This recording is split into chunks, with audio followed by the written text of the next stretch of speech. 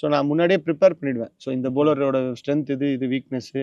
இந்த டைம் இவங்க தான் போடுவாங்க. இந்த டைம் ஓகே. இவர் தான் போடுவாருன்ற மாரி அந்த நான் மேட்ச் முன்னாடியே சிமுலேஷன் குடுப்பீங்க நீங்க. ஆமா. முன்னாடியே பிளஸ் மேட்ச்சுக்கு போறதுக்கு முன்னாடி கால்லயும் பேசிடுவேன். ஓகே. இப்போ அவரு அங்க இருக்கிறாருனாலும், இங்க இருந்தாலும் ஸோ அவரோட ஸ்ட்ரென்த் என்ன? இந்த ஆஃப் கட்டரா? லெக் கட்டரா?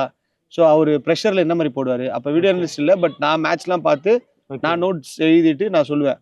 இதுல இன்னொரு இன்ட்ரஸ்டிங் ஃபேக்டர் என்னன்னா, அருண் கார்த்திக் கீப்பரா இருந்தா தான் ஆட முடியும்னு சொல்லி ஒரு டைம் ஆர்சிபில இருக்கும்போது, ஓகே. நான் இங்கேருந்து போயிட்டு வித்தின் 3, 4 டேஸ்ல கீப்பிங் டிப்ஸ்லாம் ரெடி பண்ணி, அப்புறம் கீப்பராவே திருப்பி அவரு அங்க ஆடுனாரு. ஸோ அது ஓகே. ஒரு இன்ட்ரஸ்டிங் விஷயம். ம், ம். அதுக்கப்புறம் நாங்க என்ன பண்ணோம்னா, ஆ இந்த லாஸ்ட் பால் 6 வரும்போது, ஸோ அவரு இதான் போடுவாரு, இந்த ஆஃப் ஸ்பின் தான் போடுவார்ன்றதெல்லாம் முன்னாடியே சொல்லியாச்சு. ஓகே. பிளஸ் அருண் கார்த்திக்கோட ஃபேவரட் ஷாட்டும் அதான்.